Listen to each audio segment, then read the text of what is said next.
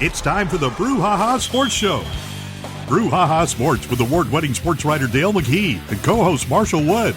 Talking sports with the legends of the game and famous sports personalities. Brouhaha. Now to Marshall and Dale with tonight's guest. Good evening, everyone, once again, and welcome to the Brouhaha. Marshall Wood and Dale McKee.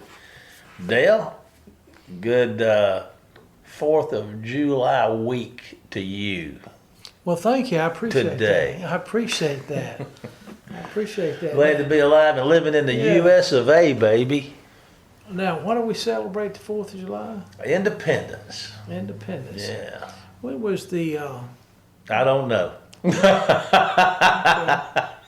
I was just wondering. I'm going to take the Schultz Amendment on all questions Well, you today. know, Nothing. I'm going to give you a little history lesson. You know, it actually should have been the 3rd because they finalized it the 3rd, but not all signatures were on there till the 4th. But it just sounds better July 4th, I mean, doesn't July 3rd? I mean, who's going to celebrate that? I mean, no, man, I'm a 4th guy all the way, baby. Red, July white, 4th, and blue, baby. Yes, sir. Yeah. I like it. Proud to be alive and living in the USA. Yes, sir. We always are. Did you watch the debate? I did. How'd you like that? That was dead. Now listen, I'm not going to, of course. This is sports I show. don't We like can to- stop I don't with like this. to- Debate's kind of a sporting event, ain't it? This one was. I don't like to down anybody. Okay. Yeah. But this country's hurting for leadership. That's all I got to say. But I think that each one of you out there listening to today, you need to pray for who the president is, and pray for all the world leaders. Mm-hmm. But we also need to be more active in our politics. I mean, you're wondering up there on the stage why is this all that we have to choose from sometime? And well, it's because more and more people don't get involved, and it could be a media thing because, boy, once you enter the political ring, they gonna find out that you cheated on your 3rd grade spelling test. Do you think both of those guys will be on the ticket in November? Well, I don't know, you know, from what I just know keeping up with politics like I do, because politics are like football. President Biden right now has over 44,000 delegates pledged to him. He's already got the nomination. The only way he would not be on the ballot is if he stepped down on his own. I just don't know if he's going to do that. I'm going to go ahead and tell you this. One of those guys in that debate the other night won't be on the ballot. That's my prediction. Well, now, you know, I saw a thing, I think it was yesterday, Monday. Yesterday was Monday, right? Yeah, somewhere close. I'm getting my days mixed up during the summer. Anyway, I saw where President Trump cannot be. What am I trying to say? He cannot be. If he does anything official as president, it can't be held against him. But if he does anything unofficially, you know, like something personal, and he's had some personal issues, then he can be charged with a crime. That's what the Supreme Court ruled. And yesterday was the last day of the Supreme Court. Yesterday, July 1st, that was their cutoff point. I just don't believe both of those guys will be on the ballot. Well, and I imagine, I'm going to say this, probably the new person that shows up will win. Whoever, I'm just leaving it at that. Well, you know, there's an old-time theory, and we'll get off politics for a minute. There's an old-time theory. Sometimes you don't vote for somebody, you vote against somebody. So that may be in this election. Interesting times. But nothing as interesting as the sideline view. Give us a quick summary of what's up in the sideline view. Well, all I got to say, Texas and Oklahoma are here. And they brought plenty of banks with them. So be ready. SEC football, basketball, baseball, gymnastics, softball, man, they loaded over there. I'm telling you, they coming. They really are. They're coming. They'll be in those little wagons coming over here. Well, you know, Texas already made their statement last year. They went into Alabama and beat the Crimson Tide, Yes. then wound up over Georgia in the playoffs, didn't they? Georgia didn't make the I know they didn't, but Texas did. Yeah. So, I mean, it seems like. Well, I think, we had a discussion last year. They almost had to put Texas in because they put Alabama in as the SEC champ. That's right. That's right. And so there was they kind of got through the back door, but, they were a very competitive team. I know they lost to Washington, wasn't it? I believe they did. They lost to Washington. Yeah. Did they lose to Washington in the finals? I don't think so. I can't even remember, Dale. Boy, a couple of fine reporters. No, Michigan beat Washington. That's right. Michigan beat Washington. Yeah, Michigan beat Washington. Michigan beat Washington beat Texas, and Michigan beat Alabama. Yes. That's the way it went down. That's why you're the man. But no, it's going to be it's going to be interesting having them in here because I mean they're quality.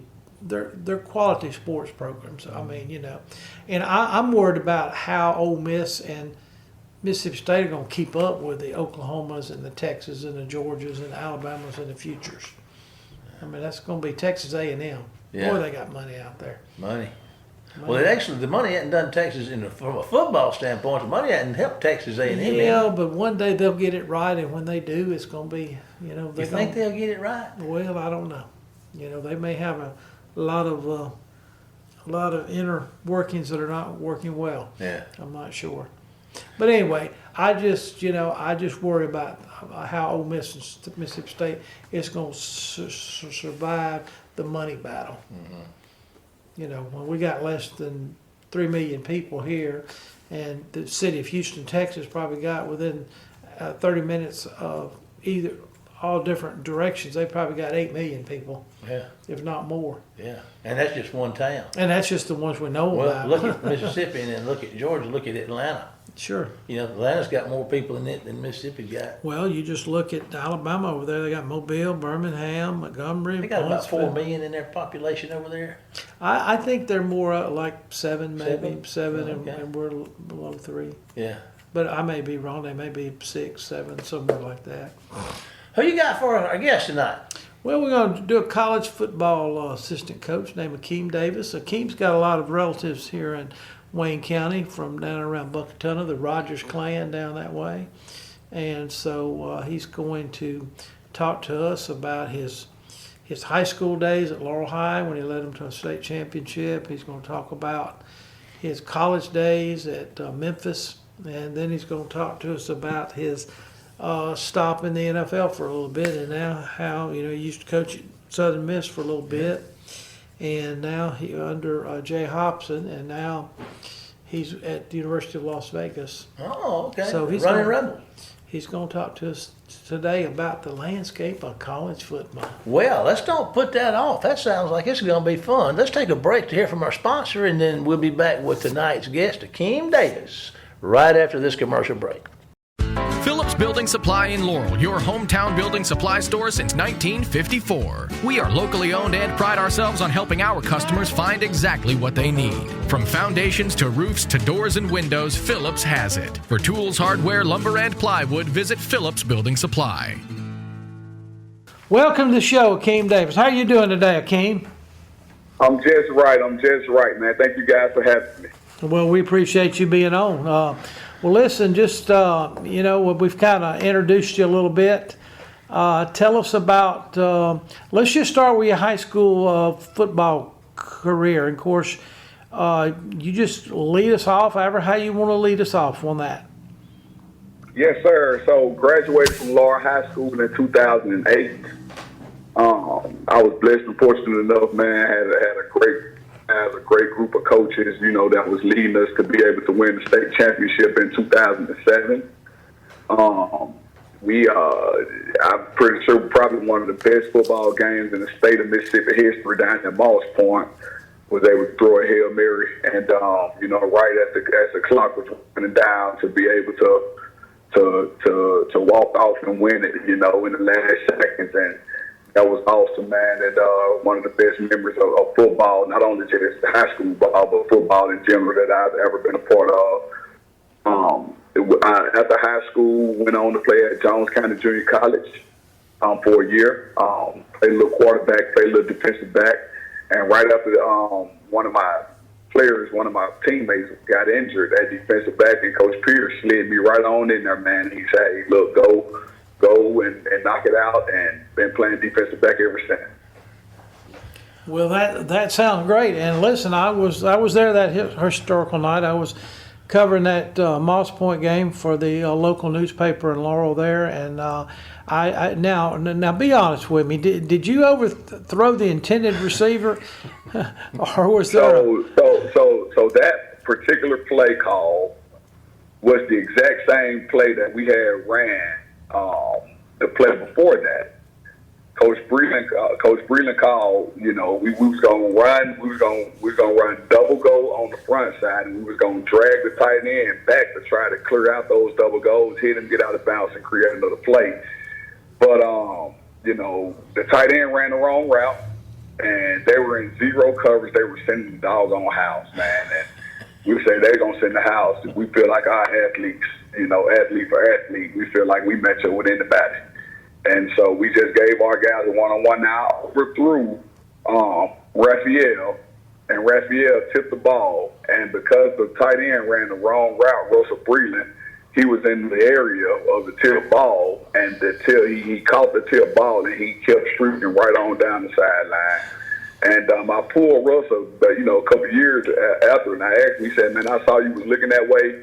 I knew you was going to throw it that way, and I just wanted to be in the area. And so, you know, the way the football guys are having, the way the good Lord blessed us, man, you know, he was able to catch that football and take off with it, and we was able to win that ball game. Well, you know, they've got one of those plays named in the NFL. It's called, in Pittsburgh and Oakland had one called the, what was it called? The Immaculate Reception. So y'all might want to call y'all the Baptist Reception or something, you know. Give it a name there so you can remember it. No, that was really one of the most exciting ball games that I have witnessed in all my years. I mean, the crowd, it was a, you know, if people have been to Watkins Stadium in Laurel and seen that place full before, especially when Wayne County and Laurel's played in the past.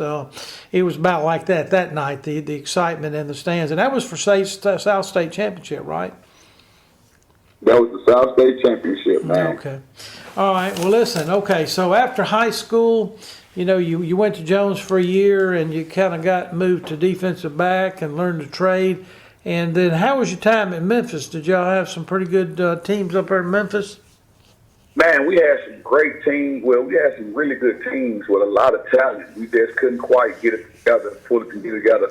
So my first 2 years, after my first year, I tore my ACL, so I had the red shirt that year. Coach Tommy West was my head football coach. It's awesome because at the University of Memphis, I was able to play for 3 different head coaches in 4 years. And, you know, going through it, I thought it was a curse. But now, on the back end of it, being a football coach, you know, I was able to build, develop, and sustain relationships with 3 different head coaches that got a chance to pretty much interview me every day, every single year. And, you know, I've been blessed enough to be hired by 2 of those defensive coordinators that have given me full-time jobs who have become head coaches. And so we didn't have, you know, great years as far as the win-loss column. But the adversities that we faced together as a brotherhood, me and those guys still talk together, man. We at each other's weddings, you know, we visit each other during the summertime and on vacation. Like it's a real live brotherhood and a real live relationship that we built and developed. And those families, you know, we'll know each other forever because, you know, we've been in the foxhole together. We know what each other's about. And, you know, I think those guys will probably end up carrying my casket out of here at some point.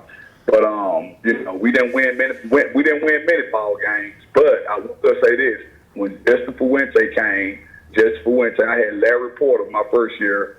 I meant Tommy West my first year. Larry Porter the 2 years in between that. And then my last year as a senior, we had Justin Fuente, and he and that staff, they came and flipped that program around, man. And they came, they initiated some discipline and some structure into it. And the guys followed suit, and they laid the foundation for that program, man. And Barry Odom was my defensive coordinator, and you know, he ended up being the guy that gave me my first Division I college football job as a graduate assistant at the University of Memphis, and I work for him now. So that's awesome. Yeah, that's kind of we talked to Jason Campbell one time, and you remember Jason, the Auburn quarterback, and he said when he was at Auburn, he had 4 different offensive coordinators, and he thought that was a curse till he got to the NFL, and then he had about 6 more. So Yeah. you do learn from, and contacts are so important in this world. Well, listen, after that, now you had to take a little rough road there. You were assigned as a free agent, and I know that, just looking and, not trying to, but, you were in some nice places. I mean, to meet winning programs, a little bit. You were in Kansas City and Indianapolis and Seattle and Tampa Bay and New Orleans, and you even got to Jacksonville a little bit. Was there a favorite stop in there of those 6? Man, at that point, Dale, the favorite spot was the spot that was paying the bill that week. Amen. Amen. Because if you know anything about that journey, man, like you want it's hard to be employed in the NFL. Like we always see the guys that get the big money contracts, but the other 85% of the guys on those rosters, man, are guys that are stretching and clawing every single day to make ends meet. But I will say this, man, playing out in Seattle under Pete Carroll, just the way he ran that ship, with the energy, with the emotion, with the enthusiasm, and allowing the guys to be the guys, but at the same time knowing that there is a standard. And we ain't falling short of that standard. That was awesome for me, and I appreciated that program. I also got a chance to experience time with the Jacksonville Jaguars under Gus Bradley, who came from that Pete Carroll tree, who was the defensive coordinator when the Seattle Seahawks won the Super Bowl, and he kind of ran that ship, the same way. Obviously, Sean Payton down in New Orleans, another Super Bowl winning head coach that I've been able to play for, did it his own way. That was different, old school. But it worked. Another guy that I enjoyed playing for was Andy Reid. Obviously a really, really good coach that'll be a Hall of Fame football coach before it's over. But just being able to experience Kansas City and being able to play under another Super Bowl winning head coach, like you don't really get that often, man. Like not too many people in their career that played 3 years or 4 years in the National Football League can say that they played for 5 guys that was Super Bowl winning, that had Super Bowl winning pedigree. And so, we're really 6 when you talk about the position coaches, because Raheem Morris was my position coach for the Washington Commanders, and he was the defensive backs assistant coach when they ended up winning the Super Bowl at Tampa Bay. And so, 6 out of the 7 teams that I played for, those coaches had got Super Bowl winning pedigree, man, and I was a sponge, Dale. I went in, man, to be able to learn. And so you say which one is my favorite? All of them were different in their own way, but it's the National Football League, man, and it's world-class athletics, and those guys do it at an extreme high level, and I enjoyed every minute of it with those guys. But I would say Seattle gets the edge because of the way he does it. I love the way he does it. Oh, well, that's a phenomenal story. And, of course, like you said, you're like a sponge taking up all this. Did you realize at that time that coaching might be, while you were playing, did you ever think coaching might be in your blood toward the end of your career? I did. I always wanted to be a high school football coach and an athletics director. That's my dream job. I never did plan on coaching Division I college football. All right, but the way the Lord would have it, man, that was in the cards for me, and I took advantage of it, Well, who gave you your first? Okay, and you had your first start at Memphis, and I know for a while you were at Southern Miss, and then you went to Austin Peay. Tell us about your time at Southern Miss and Austin Peay. What you learned, and how this spurred you to where you are today. Man, Jay Hobson, like I alluded earlier, was my defensive coordinator at the University of Memphis. And, he's a Mississippi boy. He recruited me at Southern Miss when he was the defensive coordinator there. I got a chance to reunite with him at Southern Miss, and everything pretty much what I know now as a young coach was ingrained to me. Not everything, but the foundation of what I know right now as a young coach pretty much ingrained into me by Coach Hobson, because, he's a man of faith. He's a man that loves his players, and he's a man that's going to do everything he needs to do to make sure his players are prepared to go play and win. And, from loving them to preparing them, that is a full-time job. And recruiting the best players. You got to go out and you got to go recruit. I'm a good coach and I got good players. And so he taught me that, the development aspect, developing those guys spiritually, athletically, socially, and academically, making sure that they know that, there's always somebody working, trying to take their job. And if they slip up, then, can't cry about it because the rent's due every day. Just being able to learn the X's and O's, the structure and the discipline that it takes to be on point and on top of, the secondary, and how meticulous the details are, and how to coach those details in a way to where your players can understand the sense of urgency that they need to play with and execute those things.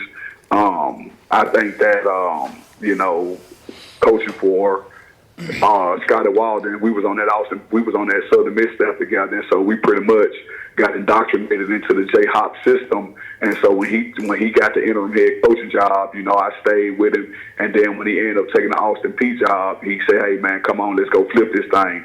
And that's exactly what we went and did, man. He of course he is a different type of coach from Coach Hop when it comes to, just the way he coached, with the energy, with the enthusiasm, with the with the, just the emotion that he coaches with, however, it's still the same formula, and it's still the foundation, and it's still the same principles, the discipline, and the structure, within the program to create a winning culture and a winning atmosphere. And then, just Coach Walden just kind of let me do what I do back there at Austin Peay, man, and pretty much gave me full autonomy over the back end of secondary, and we ended up winning championships, man, and having All-Americans. Like I say, Coach Walden is a big time recruiter. He's one of those head coaches that's gonna roll up his sleeves, gonna go get in the mud and gonna go get really good players.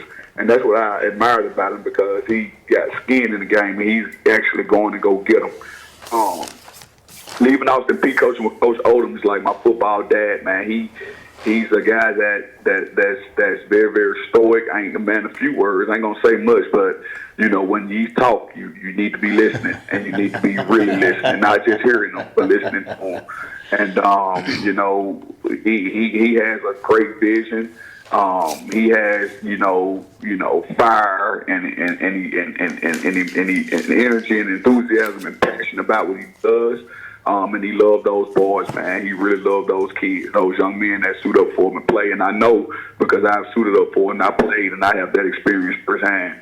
And absolutely love going to war with him, man. And being able to do something special out there at UNLV was awesome. And so now, we gearing up going to do it again, and leave that place better than we found it.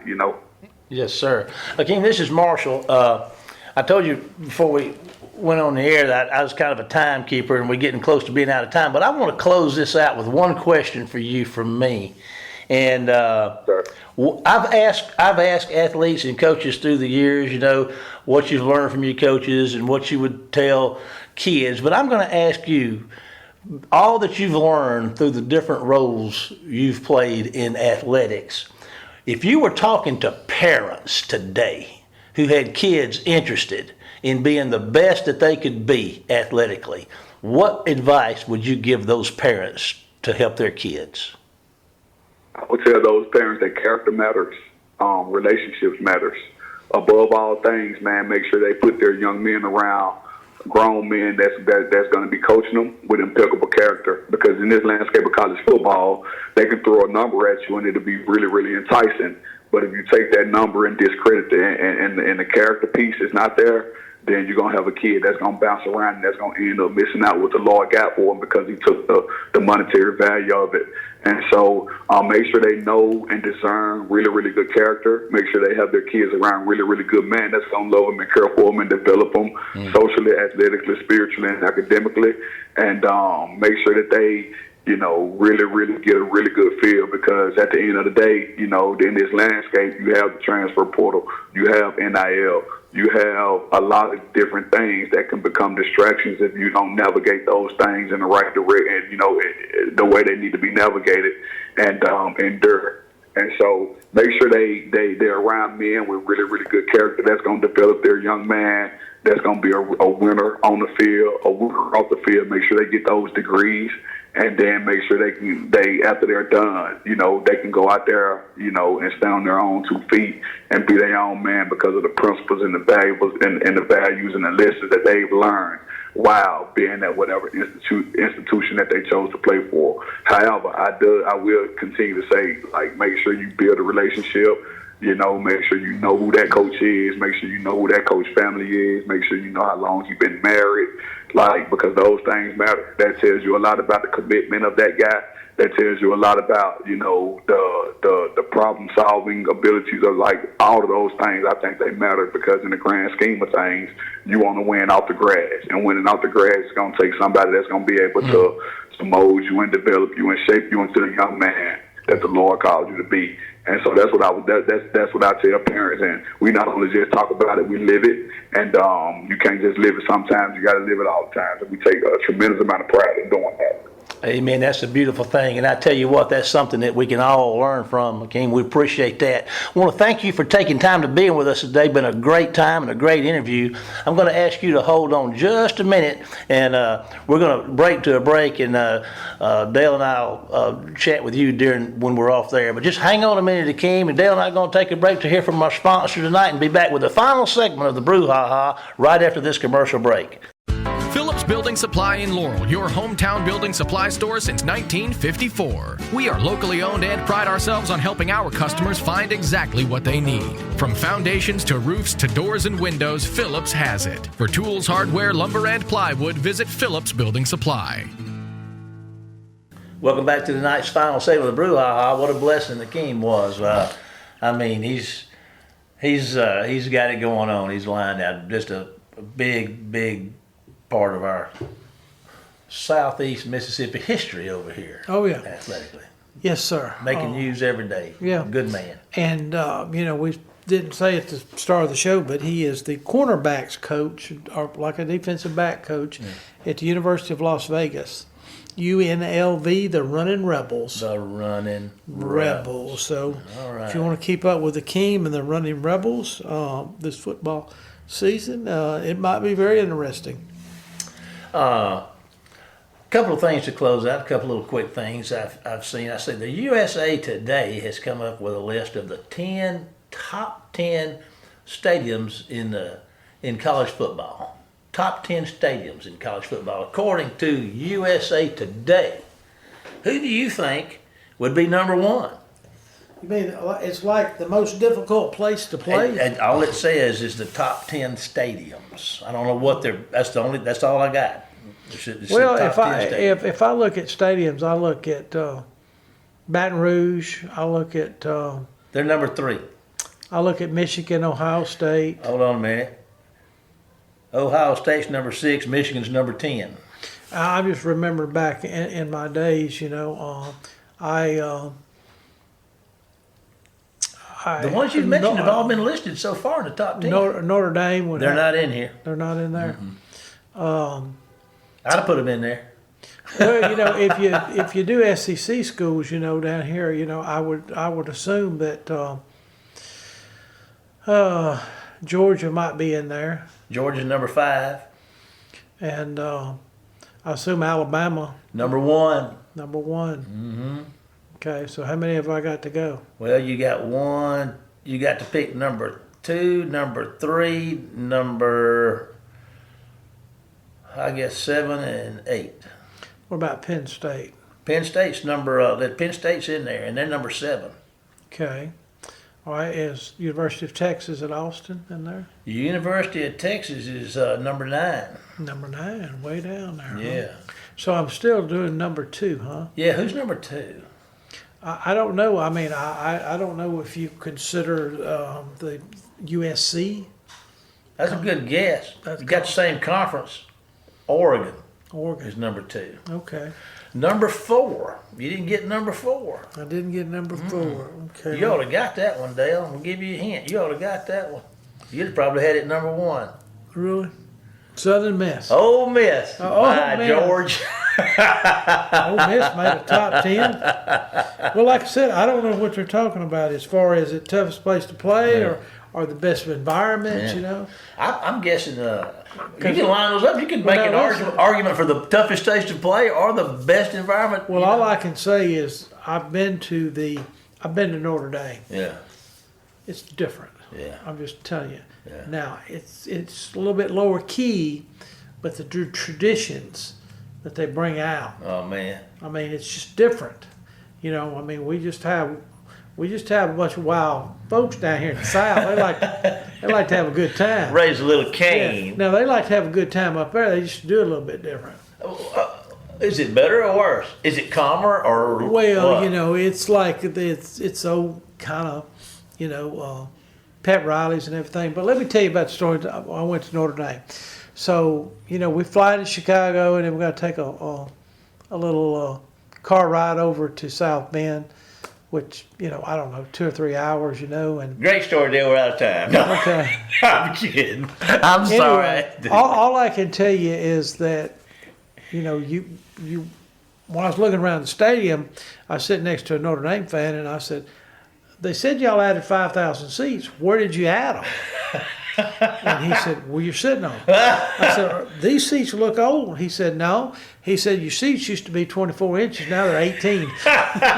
Hey, whatever it takes. Hey, all about the Benjamins, baby. The more rumps in seats, the more money you get. And on happy note. I did see Newt Rodney's dormitory. I did see Touchdown Jesus.